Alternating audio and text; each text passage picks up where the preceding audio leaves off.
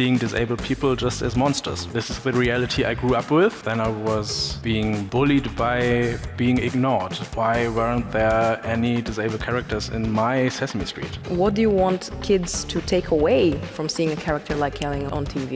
I want them to feel seen. We just want to be there. We just want to have access. We just want to have a drink.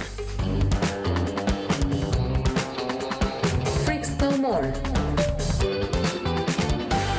Hi everyone, I'm Vicky, and this is our video podcast show Freaks No More, the show where we debunk myths about disability and show you, hopefully, how you can be a bit more kind to the people who experience the world differently. And as you can see today, we are not in a studio. We are here at the Voices Festival of Journalism in Italy. On a huge stage. Big stage with a big screen behind us.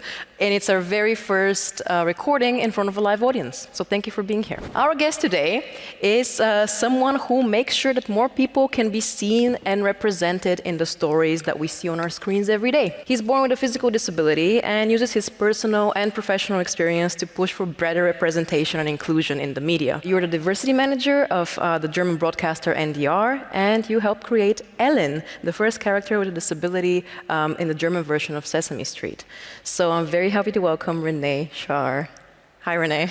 Thank you for the invitation. The first question that I wanted to ask you is, well, you're now speaking in a big stage in front of a lot of people, and at the same time, you are actively advocating for diversity every day as a diversity manager. So how did your love for media start? Was there a moment where you said, I want to do this? Indeed, there was a radio moderator, and he got to my school and founded a youth radio.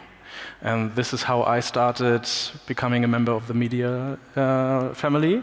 And there I literally found my voice. And I mean, from that moment on, when you were small, when you were a kid and you said, I want to do this, at that time, did you see a lot of representation of disability on screen, on TV shows, movies? Not at all.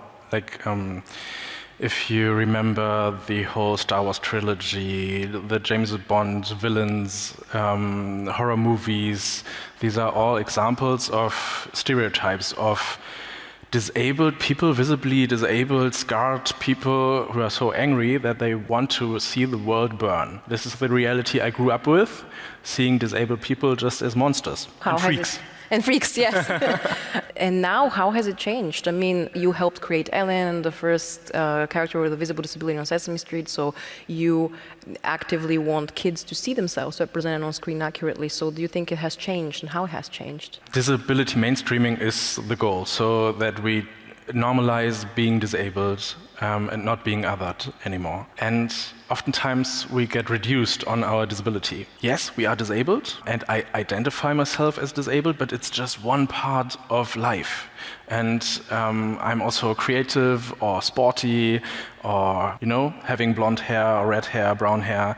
It's just one aspect of life. So maybe as a kid you didn't see much of yourself represented on screen, but how was it in your personal life? Did you feel like you were in a supportive environment? Did you feel like you belonged, really? In my personal life, there were no other disabled people who would identify themselves as disabled. Of course, there were grandparents who just by being old can't take steps anymore, something like that, but they would just see themselves as old, not as disabled. And being othered, being bullied is an experience I have made in the 5th class. I got into a new group. A lot of those kids knew each other already. They were sporty and interested in football, and I'm not a football guy at all. I was more creative and culturally interested. Then I was being bullied by being ignored. So when I spoke up, nobody reacted. And what do you think that teenage you, that young René, needed the most in this moment? When I was 18, 19, I visited for the first time a meeting of other people with a limb difference. Just this moment of seeing other people like you and to see older people with the same disability and seeing little babies with the same disability changed my perspective. We are coming from little towns, from big cities, from the northern part of Germany, from the southern part of Germany, being white, being black. but we all share the same experience of discrimination. I mean, that othering and that discrimination, ableism also comes from the fact that until recent times, we didn't have many role models that we could see on screen, people with disabilities being represented fairly and accurately on screen. Actually, what we usually do in our show, we have a big spinning wheel behind us where we have fun facts about the topic that we're talking about. We couldn't bring the big spinning wheel on stage here today, but I have prepared for us these cards with facts about how people with disabilities are currently represented on TV. Okay. So choose a color, pick one. 46% of disabled people feel that their identity group is underrepresented on TV. Yes, so this is a study that's actually done among people with disabilities in the US. A bit less than half actually feel that their identity groups are not very well represented on the programs that they see on TV. Pull one more and see what it says. Non-disabled characters are significantly more likely to be shown as leaders. So that's something that comes also from a study done in the US, actually on children television, and that's probably also relevant for you because you are actively involved in the creation of Elin and Sesame Street, a program meant for children, and this comes exactly from statistics about children programming. So disabled characters are not very likely to be shown as leaders. No, more often we are pitiful and are to be cared for. Pull another fact and let's see if it's a bit more optimistic one maybe, or maybe not. In 2024, no disabled characters are represented in leading roles in children television in the US.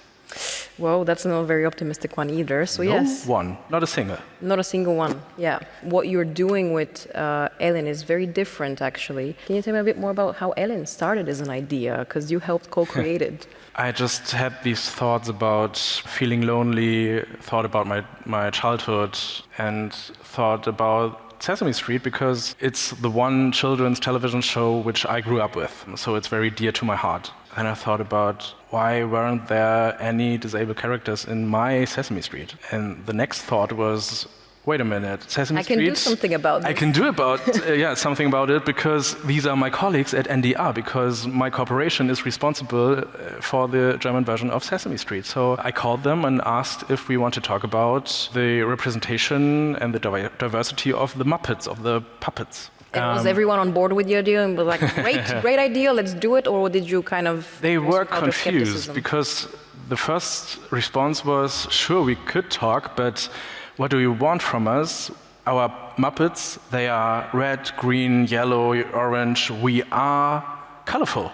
We are diverse. And that should be enough, you know. Yeah. And a few weeks later, they called up and said, hey, we have the 50th anniversary of Sesame Street in Germany, and we thought about adding a new character. Would you like to be part of development? And yeah, that was the greatest thing in my life. And what has been the feedback so far that you received from parents, from kids, from people that watch Sesame Street?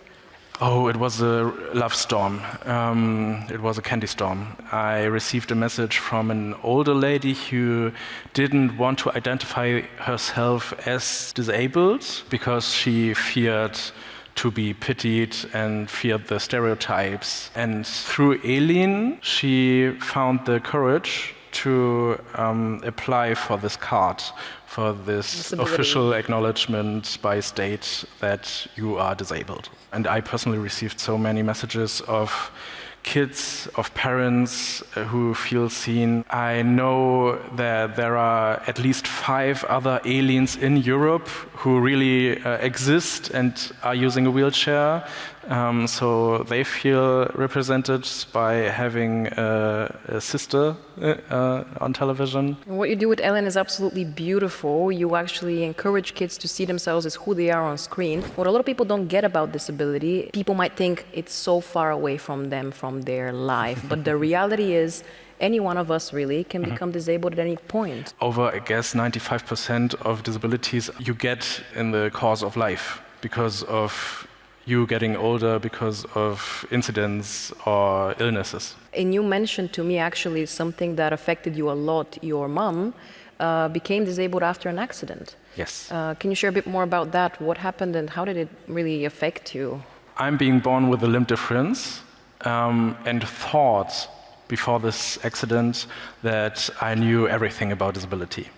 And then I got a call by my mom It was an unusual time. There was an 85-year-old driving in his SUV, and he drove into her car, and her hip broke 6 times.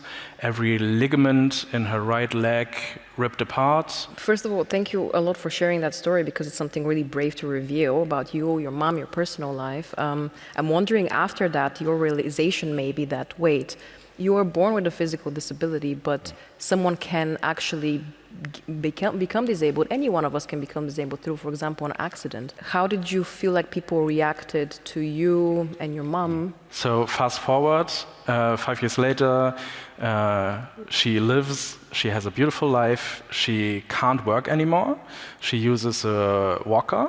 When you're with your mom or your parents, you want to do great stuff, like going to the theater or to the cinemas. In any case, every time, missing accessibility is a topic. So in the public places that you visit, they're not accessible? Yeah, not at all. And we need to plan for extra time. We need to have extra energy just to deal with a world which is not built for my mom. We're talking about what needs to change on television, what needs to change in broadcasting, what needs to change in real life. There's a new draft for a bill on accessibility in Germany, but the draft is incomplete. There are giant loopholes for the private sector, so for companies, so that they don't have to change anything.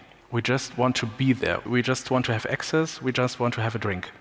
Just want to exist and be seen for who you are. I just want to go to the cinemas, to the doctor, to have a piss on the toilet.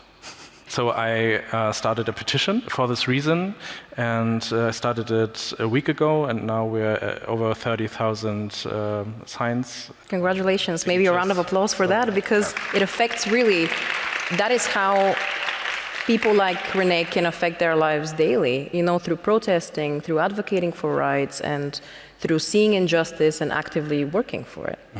I want to come back to Elin. What do you want kids to take away from seeing a character like Elin on TV? I want them to feel seen, that they never ever ask themselves if they belong and if they are right where they are. Thank you so much, René, for this beautiful conversation. Round of applause. And thank you so much for being our first live audience of Freaks No More. If you want, follow us on YouTube, follow us on Spotify, on Apple Podcasts, wherever you get your podcasts from. And if you want to ask any questions to us, to our audience, we have an email address, freaks@dw.com. So write to us, and also if you have any questions for René. Bye from me, and remember, be kind, be patient, and be understanding. Freaks No More.